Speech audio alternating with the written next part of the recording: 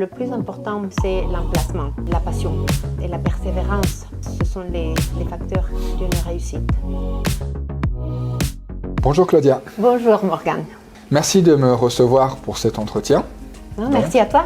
Le but de cet entretien, c'est de pouvoir nous expliquer ton parcours de la Bolivie, La Paz, où tu es originaire, jusqu'en France à Lyon, dans la création de tes boulangeries et de ton empanaderia sur Lyon. Pouvoir nous expliquer tes motivations, tes succès et tes difficultés que tu as eues tout au long de ce parcours. Oui, c'est un long parcours. Nous sommes arrivés en 2013 avec un projet de reconversion. On ne savait pas ce qu'on allait faire parce que nos métiers, à la base en Bolivie, moi j'étais dans la petite enfance et mon mari travaillait dans une compagnie aérienne. Mais on savait qu'on voulait faire quelque chose, un métier de bouche. Et mon mari adore cuisiner et du coup on cherchait un peu si un food truck ou une boulangerie. Et un jour que j'étais en train de lire Le Progrès, je suis tombée sur un article de l'école Banette pour des adultes en reconversion. Du coup, j'ai appelé et on a eu des entretiens, des tests et 6 mois après, j'avais mon diplôme de boulangère. Et il fallait chercher l'emplacement. Du coup, on a commencé à chercher une boulangerie pour commencer à travailler. Et on a vu que la plupart des boulangeries faisaient les sandwichs classiques. Thon, poulet et jambon fromage. Mais mon mari voulait un emplacement où on puisse proposer plusieurs types de sandwichs. Donc, il fallait chercher un endroit de bureau pour avoir plus de clientèle qui cherche à manger des sandwichs à midi. On a trouvé l'emplacement et on a commencé on a changé tout. Il fallait proposer des formules avec un sandwich, un dessert et une boisson. Et maintenant, on a plus de 30 variétés de sandwichs. Ah, quand même. Oui, on fait un peu de tout. Et on retrouve nos sandwichs façon italienne, les porchetta, les focaccia. On retrouve l'Amérique dans nos pulled pork. On fait des hot dogs, on fait des chili con carne. Et on propose une large gamme. D'accord. Et comme c'était petit, là-bas, la boulangerie, on a acheté Mestizo, qui se trouve à 5 minutes à pied. Ah, d'accord. Et pour faire la pâtisserie à Mestizo et pouvoir échanger. On fait la pâtisserie et les empanadas à Mestizo et on les ramène à la boulangerie. D'accord. Et le pain, les sandwichs, on les ramène à Mestizo. D'accord. Et le rêve de mon mari, c'était d'ouvrir une empanaderia. Du coup, on a trouvé un emplacement en presqu'île pour proposer. Les empanadas aussi, on les vend à la boulangerie et on les vend ici à Mestizo également. Et c'est un boom parce que les Français, ils adorent ça. Bien sûr, c'est vrai. Mais ils voulaient quelque chose que des empanadas. Et pouvoir proposer aussi les salteñas, parce qu'il y a une communauté bolivienne aussi qui nous demandait de faire des salteñas. Et ça a été notre troisième emplacement. Ouais. D'accord, très intéressant. Du coup, tu as commencé donc avec une boulangerie, pour ceux qui connaissent Lyon, du côté de Vèze, en face du Pâté. Ensuite, une autre boulangerie-pâtisserie, Mestizo, où on se trouve actuellement. Et enfin, le rêve de ton mari, qui est devenu donc réalité, une empanaderia, pour les Boliviens, qu'on dit aussi salteneria, du côté de la presqu'île.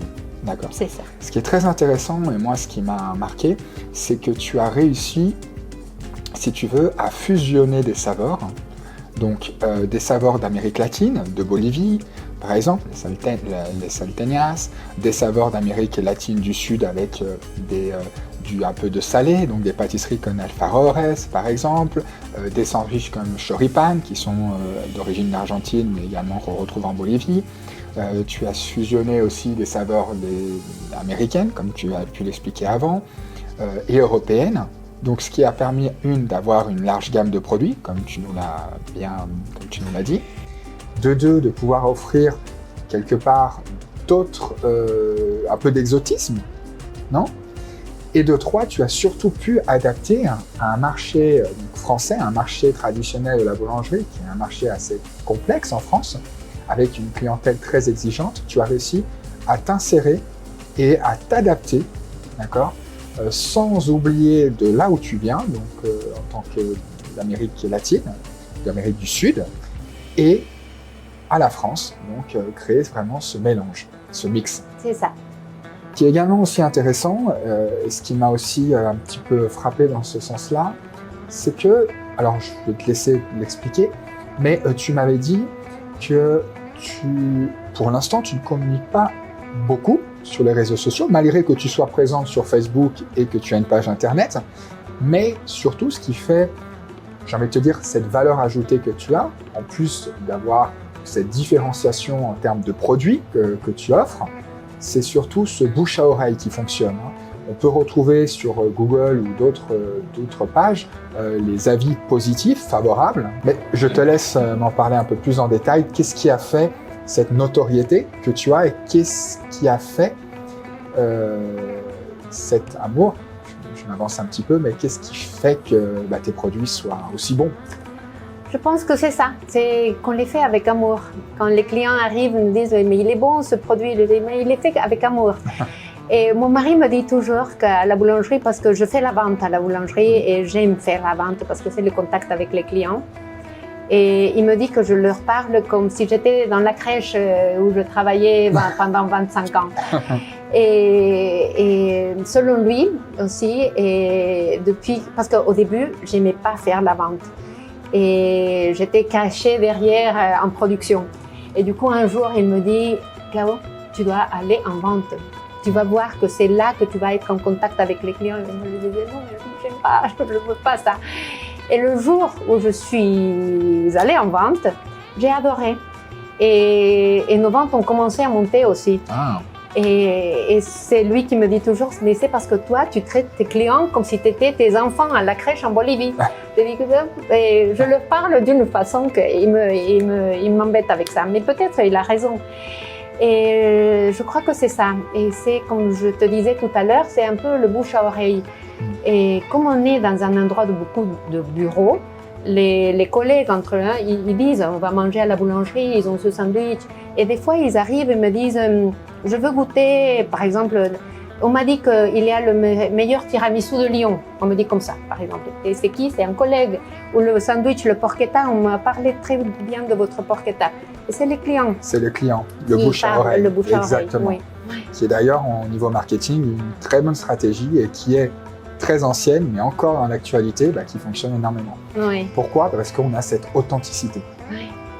Et ce qui est également intéressant que ce que tu viens de dire, c'est d'une part que tu as eu du contact à la clientèle, tu as réussi à en faire une force, mais grâce à une expérience qui, même s'il n'a rien à voir actuellement, qui était ton expérience donc dans les crèches en Bolivie, donc le contact avec des mamans, oui. C'est ça. Comme tu dis, là où ton mari, entre guillemets, rigole avec toi, et je pense là où il a raison, c'est que ce contact que tu as avec les clients, c'est un contact authentique. Oui. Ça, c'est sûr. C'est authentique parce que, si tu veux, tu fais sentir, tu transmets, tu transpires, si je puis dire, la passion de ton métier. Et encore une fois, l'amour, entre guillemets, de ton métier. Oui. Au niveau des produits, vous avez, avec ton mari, vous êtes mis un point d'honneur axé sur la qualité de la matière première, sur un prix également qui ne soit pas trop élevé, mais qui soit en corrélation avec ce que vous proposez. C'est ça. Non? Tu as dit que l'important était aussi sur les sandwichs que tu pesais également au niveau des ingrédients. Oui, on pèse tous les ingrédients. Chaque sandwich a la même quantité de poulet, la même quantité de porc, la même quantité d'œufs ou de thon.